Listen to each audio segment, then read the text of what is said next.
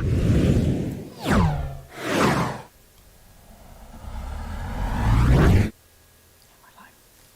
good afternoon, everybody. Hope you're having a great Tuesday.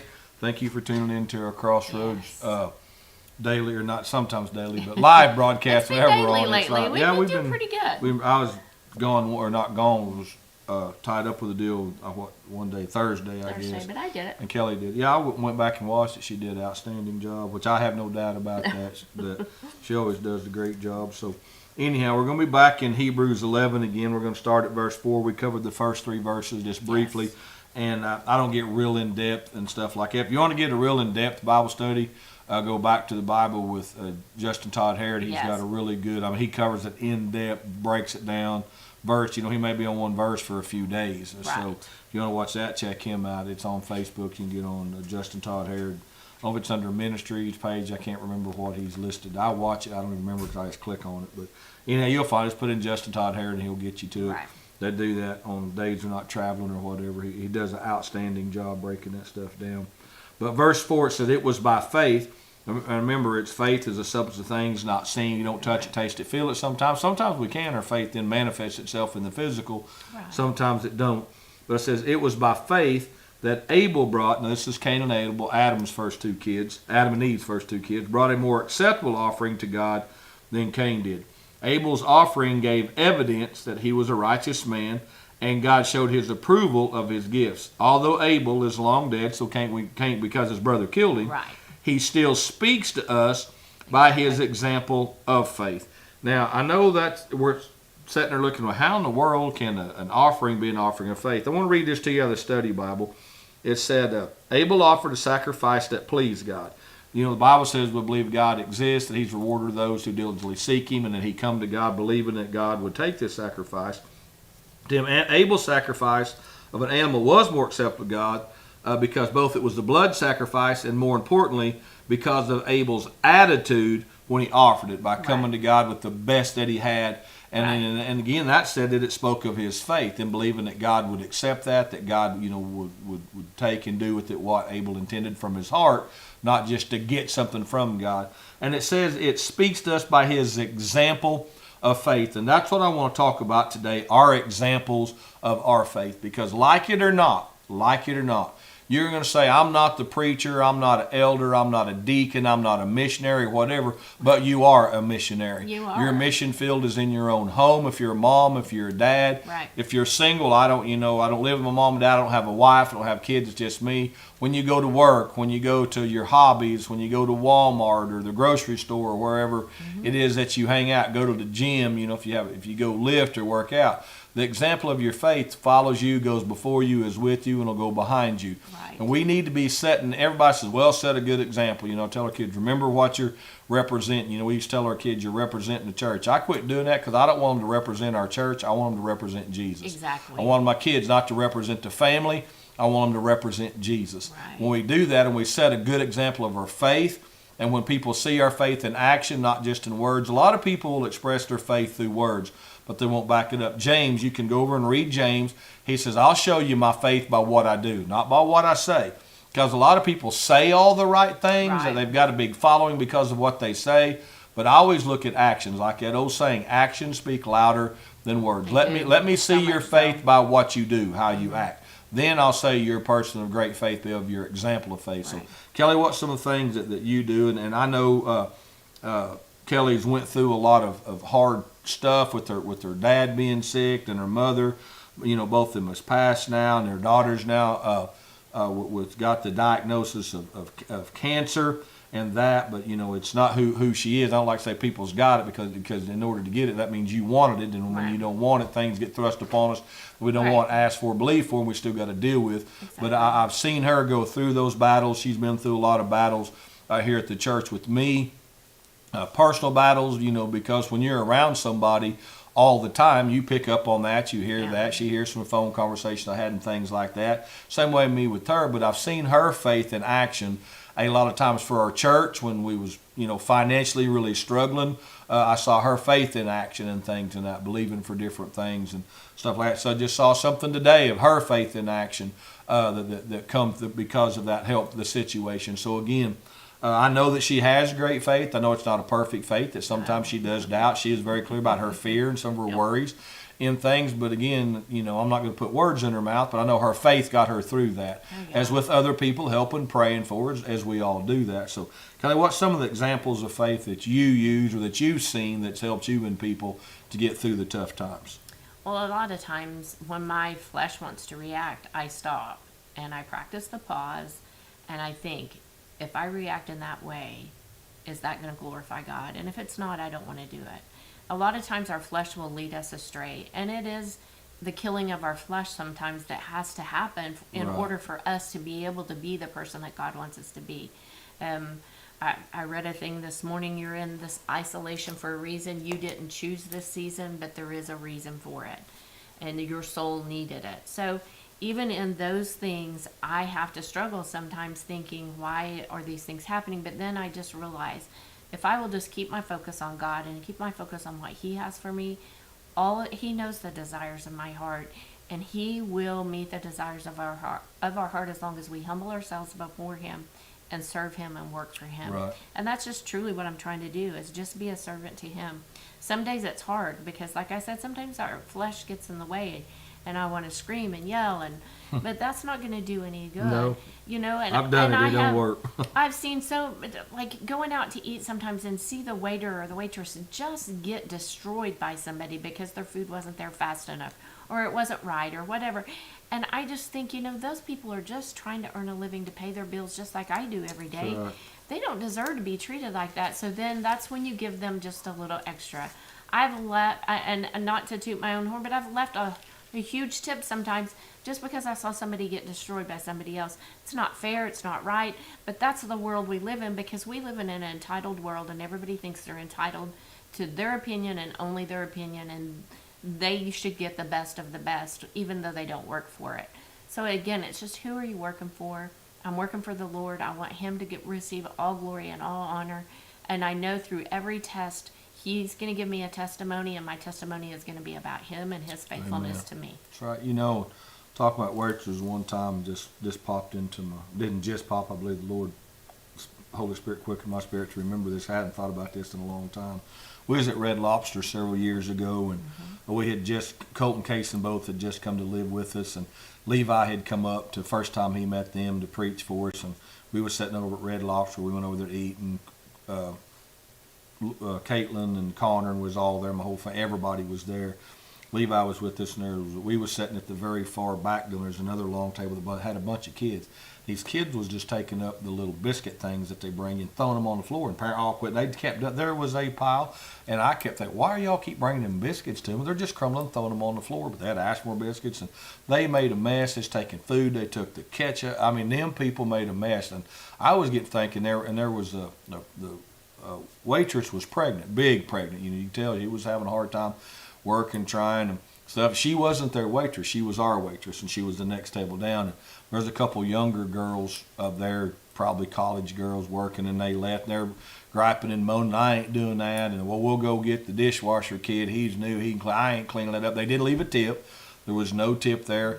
And so they went into the kitchen, and they brought the little dishwasher boy out there, and he come out there, and he's looking at it. He don't know where the sweepers, and he said, man, I've got dishes. I guess the manager, whatever, had run to the store, whatever was gone. So when so-and-so gets back, they're going to chew me out for not being there doing dishes. And them two girls said, no, you're going to clean that up. And you could tell it was just probably a high school age kid, a young kid, and not making no stereotypes, but kind of a nerdy, thick, glass, just, you know what I mean, just kind of a weak, little willed, timid little boy. And then that pregnant lady, she's pregnant. She ain't just a little whatever belly bump, baby bump, whatever they call that. She is, she's pregnant beyond a shadow of a doubt. Getting close, she went over and called the kid by name. I don't remember the name. And she said, go on back to the kitchen. I'll take care of it so you don't get in trouble. So she's waiting on us, another big party. And so she starts moving chair. Those two girls left, and they're young girls, healthy. They could have done it, and they're just like it was beneath them because they didn't get a tip. And I watched that pregnant lady. She wasn't a girl. You could tell she was a little bit older. Put all those chairs, clean it up, wait on us, come back and forth. And I started to get up and go out. Thought, well, that might get her in trouble or bring the mother, so I don't want to come. So I sat there and watched her doing that, And when we got up to leave, we paid our bill. We got up to leave, and I had $100 bill in my billfold. And I walked up to her, and she said, "Thank you," real nice, didn't gripe, didn't complain. And I folded it. I said, I don't want to put this on the table. I don't know if it's, because some restaurants you got to share tips and Yeah. I don't know how that Red Lobster works. This is for you. She said, "Sir, I can't take." I said, "Yes, ma'am." I said, "I'm going to tell you something." I said, you inspired me by watching you keep calm. That little kid that was scared, I say little kid, probably high school age kid. You wanted him to get a job. You didn't want to get him in trouble. You didn't badmouth those girls. You didn't gripe. You wailed on us and stuff like that. And I said, "Thank you." I said, "You actually increased my faith by just doing the hard work, and that God put that on my heart." And I said, "Just don't thank me.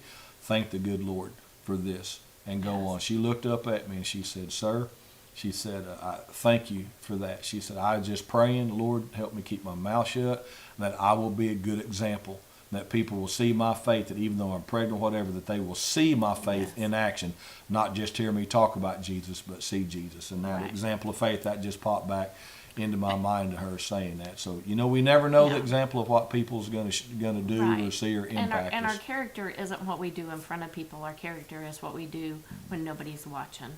That's who we are. And we don't need to be recognized for anything that we do. We need to do things when nobody knows about it. I was reading a story, I think Judy Chanel's the one that posted it, about a young roper and an old roper. Yeah, I saw that. That was good. It was a good story, but it's talking about what you do when others aren't watching. Yeah. That's important. Are you still living for the Lord? Are you staying steady? Are you staying steady for the Lord? Because this old roper didn't look like a great roper or anything, but he was always steady and he always hit the mark. So that's what we need to do. We always need to hit the mark, but we need to stay steady in the Lord and be strong in Him. And if we'll just follow His example and we be an example, then our kids are going to see that example, then they're going to be the example. And it's just it's a continual cycle. If we will, and sometimes we have to break a cycle in being that example, because, if our cycle has been abuse or if our cycle has been addiction or whatever, sometimes we break that cycle and then we set even a better example. So it's just doing that and knowing that the Lord's going to walk us through that. Even in the hard, He's going to walk us through it. He will. And He's faithful. He is so faithful. We'll get down about being, diligently seeking Him tomorrow, Lord willing. So again, it's an example of our faith. And faith isn't just believing for the huge miracle or That's believing right. things. It's doing things. Like James says, read James, check James. Just read the whole. It's just 5 chapters. It's not that long. It all goes together. But he said, what good does it do if you see a brother or sister hungry and cold and you pat them on the back? So, well, release your faith. I hope you're well fed and you stay warm. He said, that ain't nothing. You didn't That's do that. nothing. Ain't faith. You didn't do anything faith at is where all. you go on and he said, I'll show you my faith by what I do, not just what I say. So Abel just didn't talk a good talk. He brought the sacrifice that pleased God. The and had best an thing that example he of faith. had. The He best took thing the that best he thing that Yeah. he had and he gave it to God. And that's what we need to do. We need to give the best that we have. And sometimes we don't think our best is enough. It is. It is enough. If you're doing your best, you can't do it. Prince Hickson told me this one time, was talking about some people and some things that was going on, and some neighbors that had moved into our country, and we neighbored them on one side, and Prince was down the road just having some issues with him. But Prince told me one day, I was pretty upset, some stuff, some cattle got on, wouldn't come get them, and all that in his winter time, they broke into our hay trap and stuff. But he said, so I'm not saying this is good, but he said, they may not know any better. Maybe they do if they do, but if that's the best they got or can do, we can't, that's what they're just going to do. Yeah. And I said, a lot of times all that God asks is our best, and that's us, to give ourselves to Him, to offer Him a living sacrifice, the best that we can. It's not in our things or goods. We need to honor Him with everything, don't get me wrong. But, and in that, I just showed, and I'm not a rich guy. I've never really went to bed hungry unless it was my own doing or whatever. But as far as not having food, we grew up, didn't have a lot of extra. We always had food. We always had clothes, always had a roof overhead that a lot of people don't grow up with. No, they don't. But, and God just out of faith giving that to her, I've never missed anything that I've given to anybody. It's always come back in some other form of help, maybe not monetarily, That's right. maybe sometimes. In that, but just be a good example of your faith. And again, if you say that you're a follower of Jesus, people ought to see Jesus in us, not just sometimes or on Sundays when we're at church, when we're out in the public. Just like Kelly said, when we're behind the scenes and maybe nobody would know, God will know, God but knows maybe all you the can time. hide it or kind of skim it by. Let your example of faith shine even when it's just Yes. you. And I promise you, remember your labor in the Lord is never in vain. So God bless y'all. Thank you for watching today. Please share this if you would on your pages. It helps us get us out. I noticed I had a little deal pop up that our online viewing, watching is going up a little bit each week. Yes. Not through the roof, but it is going up. And I know it's because a lot of you guys are sharing and sending it around. So thank you for it. Thank you for your support. Thank you for your prayers. Again, men tonight, I had to jot that down. I was a little bit lost on where we was at today. I was writing. And I thought about writing something to Kelly, some code, so she could pick it up, but I didn't want to distract her. I used to have people do that to send me texts. There ain't nothing like getting a text in the middle of a message and whatever to get a little bit distracted. Yeah, so, right. I was jotting down what we got coming up. So, men, tonight, 7 o'clock, we are eating. We're going to have pizza. Right. So, again, you want to bring a dessert, that's fine. If you don't, whatever, that's entirely up to you. We'll be sending out some texts and stuff to you to remind you that. Tonight, 7 o'clock, multi-purpose building. We'll be there. Lord willing. Tomorrow night, our kids will be in here, our grade school kids, which is K through 5th grade. They'll be here at 6. We will be feeding them. Do you know what? It's probably going to be a form of breakfast. Okay. That's kind of what Some I've breakfast gotten. stuff. Yeah. The kids really like that. They Yeah. always eat. Well, they like about everything we do. We Yeah. got good cooks. We appreciate all the people that come and Yes. cook, serve, clean up, and make all that happen. Our van drivers, all that. Thank you for that. So those kids will be in here tomorrow night, K through 5th grade, 6 o'clock, junior high, senior high youth at 7 o'clock. Vans will be running. We will be feeding them, so parents, you don't have to worry Yes. about that. I don't have anything on the books Thursday. Friday, not anything. Then Saturday, we got a big wedding for Dalton and Morgan, so pray for them as they kick off their life together. Yes. You have their wedding Saturday night, so pray for them, and everything will go well with that. And looking forward to sharing in that. Sunday morning, we'll be in here for service, so I pray that we'll have a good service. We've been having some really, really good services. Really good services. And Really, be the first really good. be the first service in October, so we'll be taking up a special offering if I don't forget. I'll try real hard not to, but I'll tell enough people and they'll remind me, and that special offering will be for our toddler room. Yep. That we put on. The proceeds will go to that to get that little side note paid off. Yes. On that. So if you need us, holler at us, 918-399-5956. You want to drop us something in the mail, P.O. Box 57 out of Oilton, 74052 is our P.O. Box. That is a secure box. Our mailing address, I can't see that, the light's on it. 52787 West Highway 51, Jennings, Oklahoma 74038. And that mailbox is on the highway. Everybody has access to it. So if it's something that we really need, please send it to the P.O. Box. If you're going to send us that $1 million check, please send it to the P.O. Box. That's right. Or you can bring that by the church. That's right. We'll meet you up here. That's right. And take that. That's exactly right. That's right. So thank you guys. Thank everybody that gives from money to Oh, their yes. time, their Thank you talents, so their much. goods, their services, their material. We are so blessed with our Yes. folks that come and do that. We wouldn't have what we had without y'all. I know a lot of you're just being obedient to the Lord, most of you, Right. in that. So again, thank you. We appreciate all our sponsors. They're scrolling across. We Yes. hadn't just been covering. That's why we put them on. So we don't take the time to read all them. Right. Out there, Wild Country, though, I see scrolling across there. Genesis Home Health. Those are all return sponsors. Parco Tax Consultants. My Travel, Misha, Stacy, Reed. All these guys are great, great folks. Yes, they are. And we appreciate all their help and their sponsorships that helps keep us On on the there, buying the cameras, the lights when they go bad or out or whatever. We appreciate everybody's help. With that, you can still become one of our sponsors. It ain't too late in the year. Whatever you want to give, I promise you, we'll put it to good use. We're not frivolous here. We're not fancy. You can come by and look. There's nothing fancy at all that we do. We just try to do the best that we can with what we have. So thank you all for giving. We appreciate it. God bless you. Remember, it's faith over fear and Christ over crisis, and you can remain calm in the chaos.